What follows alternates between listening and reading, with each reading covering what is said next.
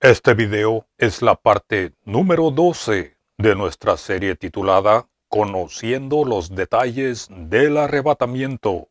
Les sugiero a que escuchen esta serie, comenzando con la primera parte, para modo de seguir el contexto de esta enseñanza, y por la razón de que ahora hemos comenzado a centrarnos en un cambio que sucedió en las Escrituras.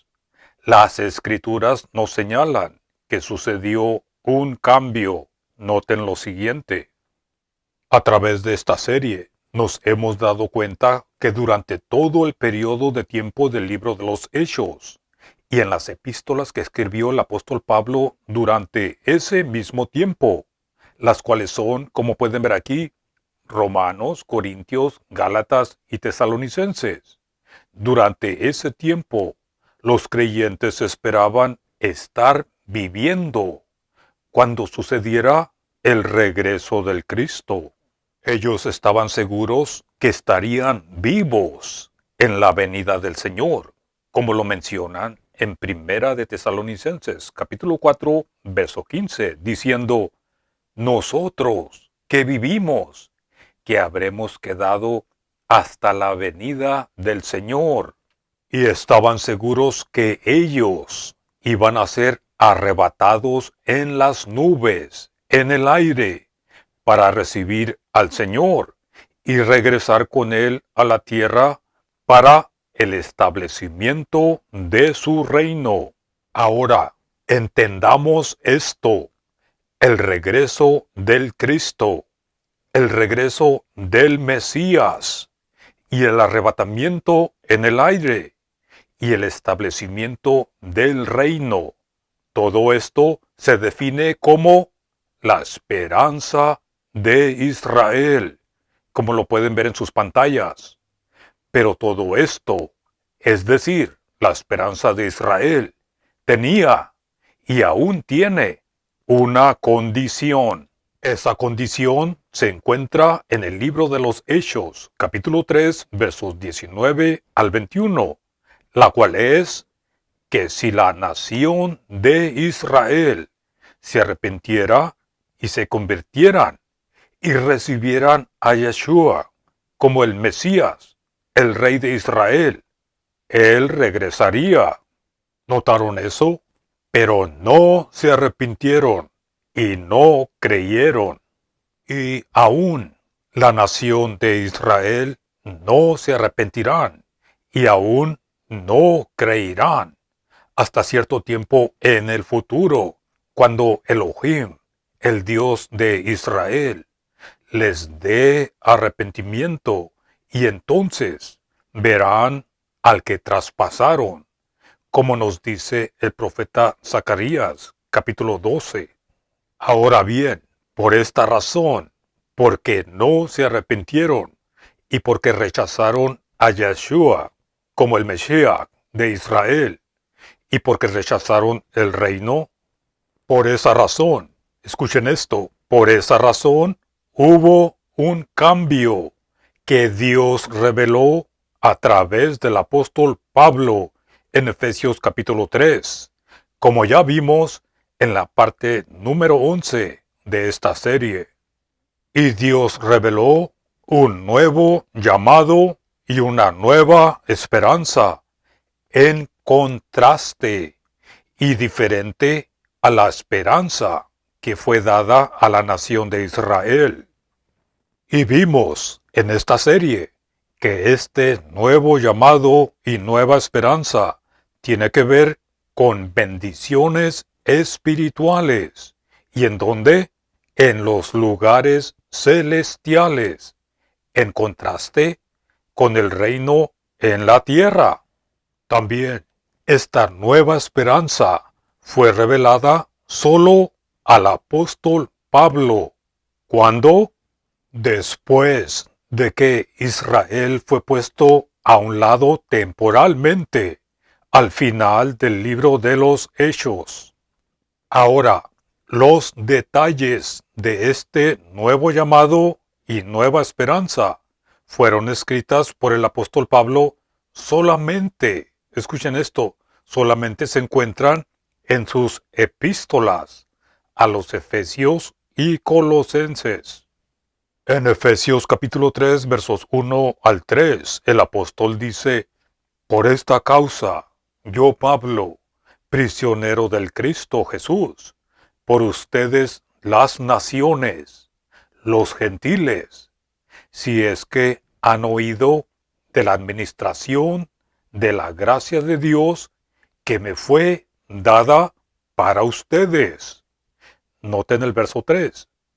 Y que por revelación, me fue declarado el misterio, como antes lo he escrito brevemente. Ahora, en este nuevo llamado y nueva esperanza dada a los gentiles de las naciones, veremos claramente que los judíos, los israelitas, también están incluidos, pero como individuos, como creyentes individuales en Yeshua HaMashiach, pero no como una nación. Debemos mantener esto en mente y recordar también que el apóstol Pablo era israelita y era parte de esta nueva esperanza, pero mejor dicho, fue él quien recibió esta gloriosa revelación de parte del Señor. Y por esta razón, porque fue él el que recibió esta revelación, el apóstol oraba en sus oraciones suplicando a Dios que todos los hermanos santos y fieles conozcan esta nueva esperanza. Y ahora escuchen esto, esta oración también es para ti y para mí hoy en día. Notemos como dice en Efesios capítulo 1 versos 15 al 18. Dice: Por esta causa también yo, habiendo oído de vuestra fe en el Señor Jesús y de vuestro amor para con todos los santos, no ceso de dar gracias por vosotros, haciendo memoria de vosotros en mis oraciones. Verso 17. Orando para nosotros, ¿para qué?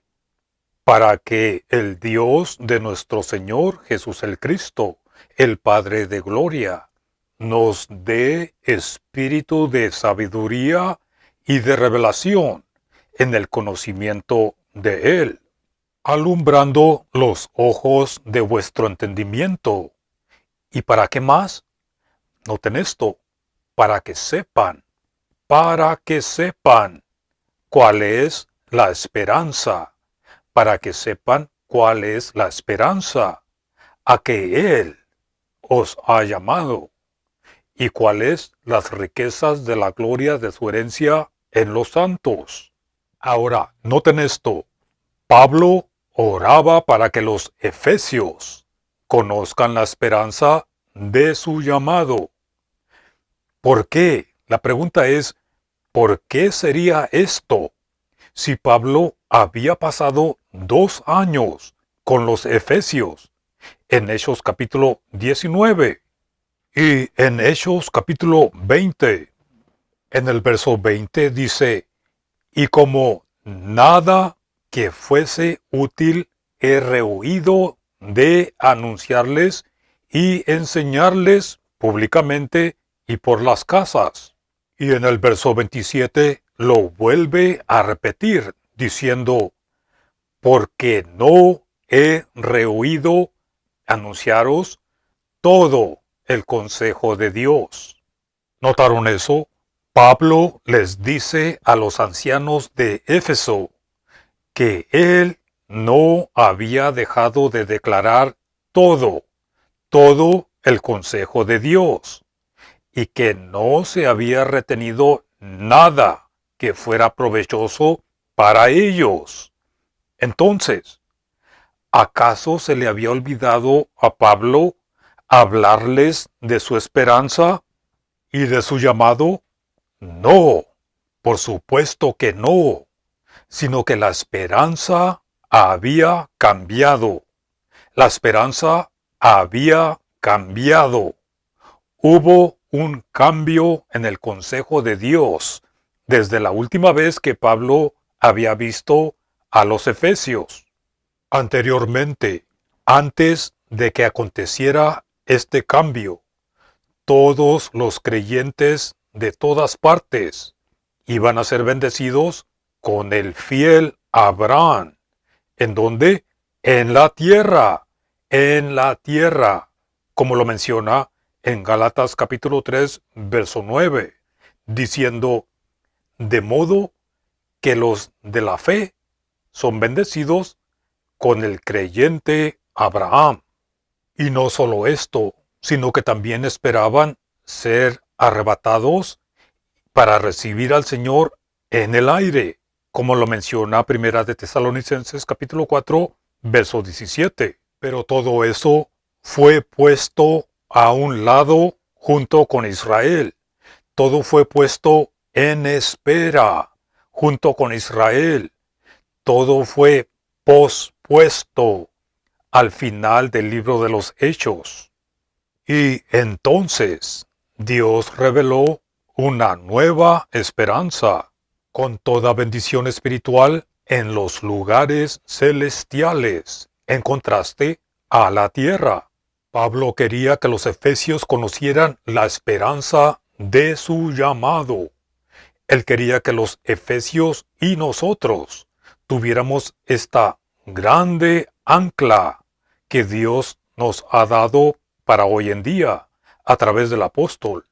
Y continúa en su oración diciendo en los versos 18 y 19 para que sepan cuál es la esperanza a que Él os ha llamado y cuáles las riquezas de la gloria de su herencia en los santos y cuál es la supereminente grandeza de su poder para con nosotros, los que creemos, según la operación del poder de su fuerza. Notemos que aquí hay tres cosas en esta oración que Pablo quiere que sepamos para hoy en día, y son las siguientes. 1. La esperanza. 2.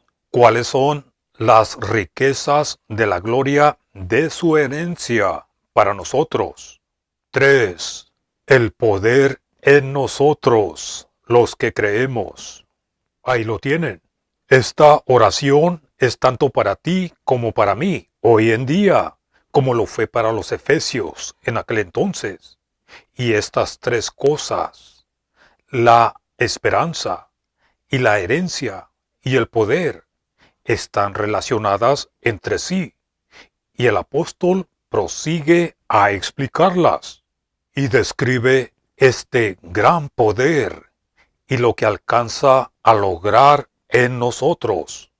Inmediatamente comenzamos a apreciar las riquezas de la gloria de nuestra maravillosa herencia y comenzamos a reconocer y apreciar la nueva esperanza de su llamado. El apóstol continúa amplificando su oración y explica que el poder que hay en nosotros es conforme la operación de su fuerza, es decir, la fuerza poderosa de Dios, la cual operó en el Cristo. Noten los versos 19 y 20, dicen, para que sepan cuál es la supereminente grandeza de su poder para con nosotros, los que creemos, según la operación del poder de su fuerza, la cual operó en el Cristo, resucitándole de los muertos y sentándole a su diestra en los lugares celestiales, sobre todo principado y autoridad y poder y señorío, y sobre todo nombre que se nombra, no solo en este siglo, sino también en el venidero, y sometió todas las cosas bajo sus pies, y lo dio por cabeza sobre todas las cosas, a la iglesia, la cual es su cuerpo, la plenitud de aquel que todo lo llena en todo. ¿Notaron eso? Ahora aquí están enlistadas las cosas logradas en el Cristo por el poder de Dios. Además, nos revela dónde se encuentra el Señor, el Cristo, y nos revela su nuevo título actual. Noten lo siguiente. 1. Por el gran poder y la fuerza de Dios, el Cristo fue resucitado de entre los muertos. 2. El Cristo es sentado a la diestra de Dios. 3. El Cristo está sentado ¿en dónde?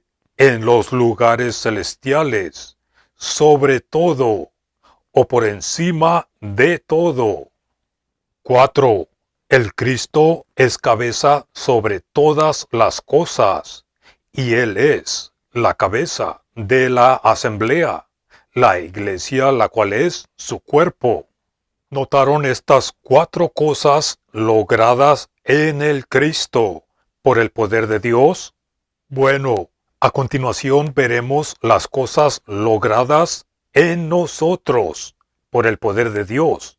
Esta vez, las cosas logradas en nosotros por el poder de Dios, como lo menciona en el capítulo 1, verso 19. ¿Cuál es la supereminente grandeza de su poder para con nosotros, los que creemos? Noten cómo dice en Efesios capítulo 2, versos 4 al 8. Pero Dios, que es rico en misericordia por su gran amor con que nos amó, aun estando nosotros muertos en pecados, nos dio vida juntamente con el Cristo. Por gracia sois salvos, y juntamente con Él nos resucitó, y asimismo nos hizo sentar, ¿en dónde?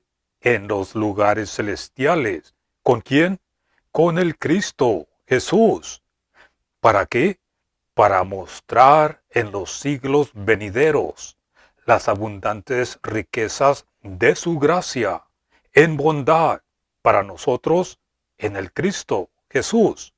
Porque por gracia sois salvos, por medio de la fe, y esto no de vosotros, pues es don de Dios. Ahí lo tienen. Ahora, notemos lo que el gran poder y la fuerza de Dios ha logrado en nosotros. 1. Nos dio vida juntamente con el Cristo. 2. Juntamente con el Cristo nos resucitó espiritualmente, porque estábamos muertos espiritualmente en nuestros delitos y pecados. Y después de haber sido resucitados, noten esto. 3. Nos hizo sentar en los lugares celestiales, en el Cristo, o juntamente con el Cristo. 4. Noten el nombre de la asamblea. Dice, la iglesia, la cual es su cuerpo. Esto se encuentra en Efesios capítulo 1, versos 22 y 23. Noten este cambio. Aquí ya no somos llamados olivos silvestres, y aquí ya no somos las ovejas perdidas. Aquí ya no somos llamados olivos silvestres, y ya no somos las ovejas perdidas. Aquí somos la eclesía, la asamblea, la cual es su cuerpo. Este es el nombre que Dios mismo nos ha dado para hoy en día. Ningún otro nombre. No somos llamados por ningún otro nombre. Los creyentes de hoy en día somos la eclesía, es decir, la asamblea, la cual es su cuerpo.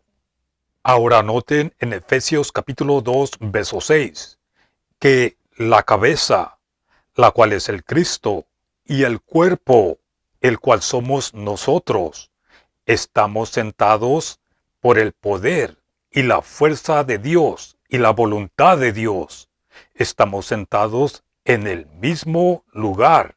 Dice, y juntamente con Él, es decir, con el Cristo, nos resucitó y asimismo nos hizo sentar en los lugares celestiales con el Cristo Jesús.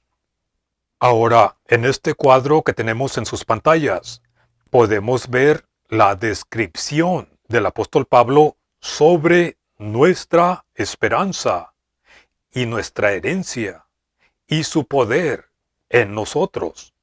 Como pueden ver, a un lado tenemos el gran poder y la fuerza de Dios que operó en el Cristo. Y en el otro lado tenemos el gran poder y la fuerza de Dios que operó en nosotros. Estas son las líneas paralelas o las líneas similares que Pablo quiere que veamos aquí en su carta. Y nada de esto se puede encontrar en las festividades solemnes de Israel. El poder de Dios nos levantó a los lugares celestiales. Nuestra herencia está en los lugares celestiales. Nuestra esperanza hoy es estar sentados juntos en los lugares celestiales, donde el Cristo está sentado a la diestra de Dios. Allí es donde nuestro Padre Celestial nos ha levantado y sentado.